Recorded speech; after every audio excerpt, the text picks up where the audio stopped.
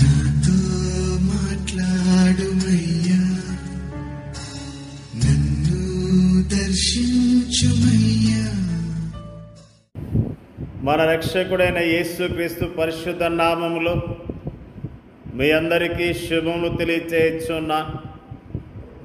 మీరందరూ ప్రభు యొక్క కృపను బట్టి క్షేమముగా ఉన్నారని ఆశిస్తూ ఉన్నా. ఈరోజు బలపరిచే వాక్యము మార్కు సువార్త 2వ అధ్యాయం 13-14 వచనములు. ఆయన సముద్ర తీరమున మరలా నడిచిపోవచ్చుండెను. జనులందరూ ఆయన వద్దకు రాగా ఆయన వారికి బోధించెను. ఆయన మార్గమున వెళ్ళుచు సుంకపు మెట్టునొద్ద కూర్చున్న అల్ఫై కుమారుడు లెవీని చూచి నన్ను వెంబడించమని అతనితో చెప్పగా అతడు లేచి ఆయన వెంబడించెను. అల్ఫై కుమారుడైన లెవీ గురించి ఈ రోజున మనము జ్ఞాపకం చేసుకుంటూ ఉన్నాం. అతడు ట్యాక్స్ కలెక్టర్గా ఉన్నట్లుగా జ్ఞాపకం చేసుకుంటూ ఉన్నాం. ఆయన ఉద్యోగం చేస్తూ ఉన్నాడు. రోమా ప్రభుత్వంలో ఉద్యోగిగా ఉన్నాడు. ఆ వ్యక్తిని యేసుక్రీస్తు ప్రభువారు చూచి వెంబడించమని చెప్పినట్లుగా ఈరోజు నా జ్ఞాపకం చేసుకుంటున్నా. అతడు లేచి ఆయన వెంబడించాడు. మార్కు సువార్తలోని మొదటి అధ్యాయాలలో ప్రభుని యేసుతో కూడా ఆయా గుంపులు ఉండటాన్ని మనము చూస్తున్నాం. ఆయన కపెర్నహూములోని సమాజ మందిరములో బోధించడం గురించి మనం అక్కడ చదువుతున్నాం. ఆయన సమాజ మందిరములో బోధించినప్పుడు ఆయన అధికారంతో బోధించడాన్ని చూచి వారు ఆశ్చర్యపడ్డారు. ఆ తర్వాత ఆయన సీమోను మరియు ఆంద్రేయుల ఇంట్లోనికి ప్రవేశించడాన్ని గురించి మనం చదువుతున్నాం. ఆ తర్వాత ఆయన గలిలయ ప్రాంతానికి వెళ్ళి సమాజ మందిరములో బోధించడం కనిపిస్తుంది.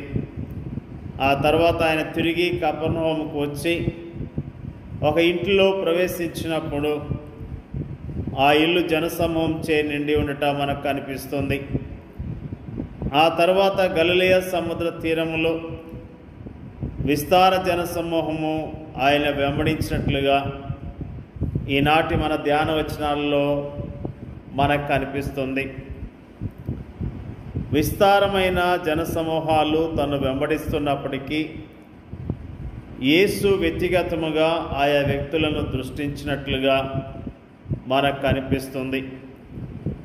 కపెర్నహూములోని సమాజ మందిరములో అపవిత్రాత్మచే పీడించబడుతున్న ఒక వ్యక్తిని ఆయన స్వస్థపరిచాడు.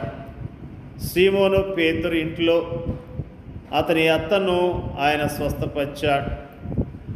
గలిలయ ప్రాంతములో ఆయన సంచరిస్తున్న సమయములో ప్రభు కనికరాన్ని రుచి చూచిన ఒక కుష్ఠరోగి మనకు కనిపిస్తాడు. జనసమూహంచే కిక్కిరిసి ఉన్న ఆ ఇంట్లో స్వస్థపరచబోటకు తమ స్నేహితుడిని ఇంటి కప్పు మీద నుండి కిందకి దించి ఆయన స్వస్థతను క్షమాపణను తన స్నేహితునికి రుచి చూపించిన 4 వ్యక్తుల విశ్వాసాన్ని ఆయన చూచాడు. ఆ తర్వాత సముద్ర తీరములో ప్రభు లెవీని చూచాడు. విస్తారమైన జనసమూహము తను ఆవరించున్నప్పటికీ తన వ్యాపార స్థలము యొద్ద కూర్చుని ఉన్న ఈ యొక్క వ్యక్తిపై ఆయన దృష్టి నిలిపాడు. అతని హృదయ శూన్యతను, అందులోని పశ్చాత్తాపం కొరకైన సంసిద్ధతను ఆయన చూచాడు. నన్ను వెంబడించమన్న పిలుపుకు లెవీ హృదయం వెంటనే ఆనందంతో ప్రతిస్పందించింది.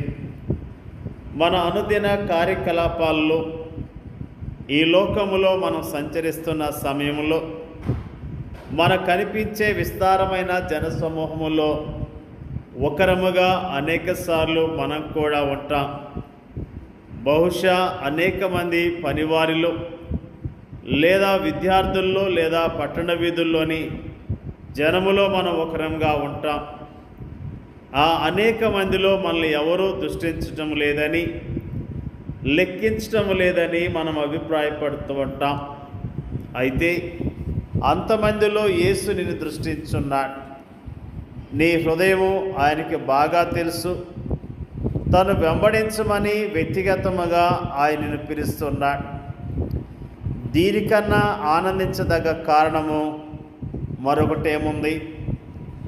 అంతేకాదు, మీ పేర్లు పరలోకమందు రాయబడి ఉన్నవని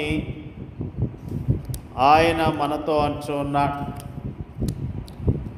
ప్రియమైన దేవుని యొక్క ప్రజలారా, దేవుడు మనల్ని చూస్తూ ఉన్నాడు. మన పరిస్థితిని గమనిస్తూ ఉన్నాడు. మనము ఎలాంటి హృదయాన్ని కలిగి ఉన్నామో, ఎలాంటి దుఃఖాన్ని కలిగి ఉన్నామో ఆయన ఎరిగి ఉన్నాడు. ఆయన మన పట్ల ప్రణాళికలు కలిగి ఉన్నాడు. ప్రత్యేకమైన ఉద్దేశాలు కలిగి ఉన్నాడన్న విషయాన్ని మనం ఈ రోజున జ్ఞాపకం చేసుకున్నాం. దేవుడు లేవీని జ్ఞాపకం చేసుకున్నాడు. లేవి నిరాశ నిస్పృహలో ఉన్న ఒక వ్యక్తి. లేవి తన జీవితంలో ఎంత దుఃఖాన్ని కలిగి ఉన్నాడో యేసు ప్రభువారు ఎరిగి ఉన్నాడు. లేవి యొక్క భవిష్యత్తు ఎరిగిన వాడు. లేవిని దేవుడు పిలుచుకున్నట్లుగా లేవి యేసుక్రీస్తు ప్రభువాన్ని వెంబడించినట్లుగా మనము జ్ఞాపకం చేసుకుంటూ ఉన్నాం. నిజంగా మనల్ని కూడా దేవుడు మనల్ని పిలుచుకున్నాడు.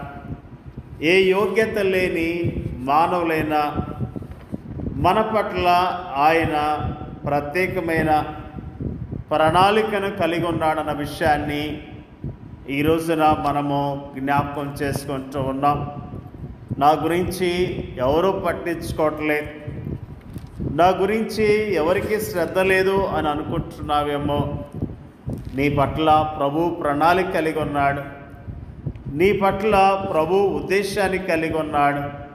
నువ్వు ప్రభు మాటకు లోబడినట్లయితే, ప్రభు యందు విశ్వాసం ఇచ్చినట్లయితే, ఆయన వెంబడించినట్లయితే ఆయన నీ జీవితంలో సంతోషాన్ని, సమాధానాన్ని ఇవ్వటానికి సిద్ధముగా ఉన్నాడు. ఆయన ఎంత ప్రేమ కలిగినవాడు, ఆయన ఎంత దయగలిగినవాడు. ఆయన మనల్ని ప్రేమిస్తున్నాడు కాబట్టి ఆయన ప్రేమను బట్టి ఆయన స్తుతిద్దాం.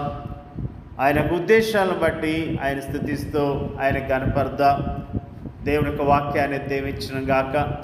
పరిశుద్ధుడైన మా తండ్రి, నీకు వందనాలు, స్తోత్రాలు ప్రభువా. జనసమూహములో ఉన్న వ్యక్తిని, ఒక వ్యక్తిని జ్ఞాపకం చేసుకొని